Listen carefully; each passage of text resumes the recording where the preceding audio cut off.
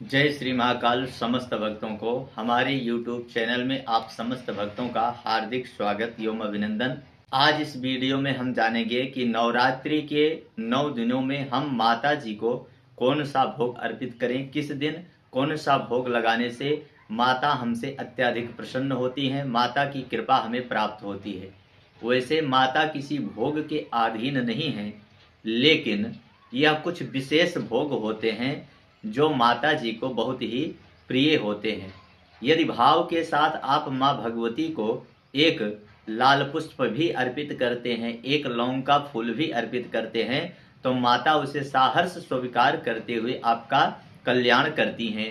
लेकिन आज इस वीडियो में हम माँ भगवती को प्रसन्न करने के 9 दिनों के अलग अलग भोग बताएंगे, जिनको लगाने से माता अत्यधिक और विशेष रूप से हमारे ऊपर प्रसन्न होती हैं और ये भोग माता भगवती को बहुत ही प्रिय होते हैं। तो प्रिय मित्रों, नवरात्रि के 9 दिन माता दुर्गा के 9 रूपों को अर्पित समर्पित होता है।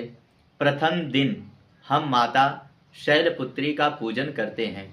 माता शैलपुत्री के पूजन में आप जो भी भोग लगाना चाहें लगा सकते हैं, लेकिन विशेष रूप से आप माता भगवती शैलपुत्री को गाय का देसी घी का भोग अवश्य ही लगाएं। एवं फल में अनार का भोग माता को बहुत ही प्रिय है, इसलिए प्रथम दिन अनार का भोग एवं देसी गाय के घी का भोग माता जी को अवश्य ही लगावें। एवं नवरात्रि का दूसरा दिन माता ब्रह्मचारिणी को समर्पित होता है और इस दिन हम माता ब्रह्मचारिणी का पूजन अर्चन करते हैं।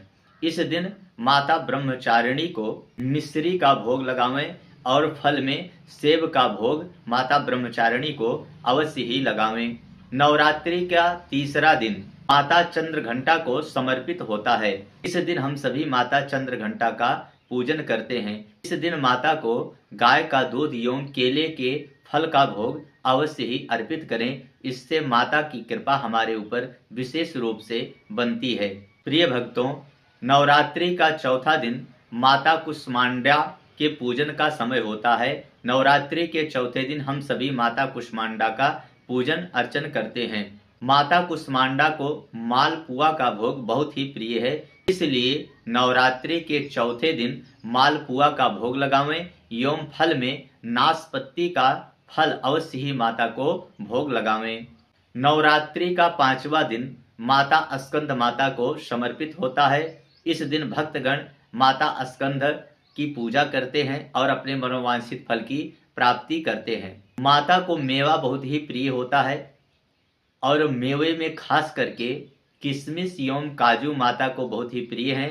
तो नवरात्रि के 5वें दिन माता को किशमिश काजू का भोग लगावें एवं फल में माता को अंगूर का भोग अर्पित करें। नवरात्रि का 6वां दिन माता कात्यायनी को समर्पित होता है। इस दिन हम सभी माता कात्यायनी का पूजन करते हैं। माता कात्यायनी को भोग में शहद का भोग अवश्य ही लगाना चाहिए, क्योंकि माता कात्यायनी को शहद बहुत ही प्रिय है और फल में माता कात्यायनी को अमरूद का फल बहुत ही प्रिय है, इसलिए नवरात्रि के 6वें दिन शहद एवं अमरूद का भोग अवश्य ही माता को अर्पित करें।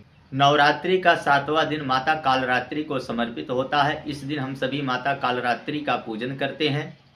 माता कालरात्रि को गुड़ का भोग बहुत ही प्रिय है, इसलिए नवरात्रि के 7वें दिन गुड़ का भोग अवश्य लगावें और फल में चीकू के फल का भोग माता कालरात्रि को 7वें दिन अवश्य ही अर्पित करें।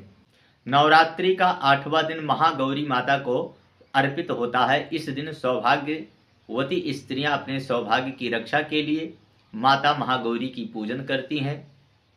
माता महागौरी को भोग में नारियल का फल एवं शरीफा का फल अवश्य ही भोग में लगावें। नवरात्रि का 9वां दिन माता सिद्धरात्रि को समर्पित होता है। यह सिद्ध रात्रि होती है।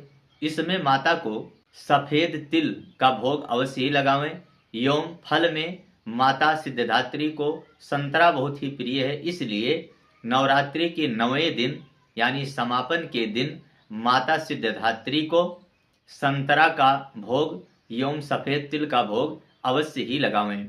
ऐसा नहीं है कि यदि आप इन भोगों को नहीं लगाते तो माता आपसे प्रसन्न नहीं होती हैं। माता तो भाव की भूखी हैं। कुपुत्रो जायेत क्वचिदपि कुमाता न भवति। पुत्र कपुत्र होते हैं, माता कभी कुमाता नहीं होती हैं। लेकिन यदि आप इन विशेष प्रिय भोगों को माता को अर्पित करते हैं तो माता बहुत ही प्रसन्न होती हैं।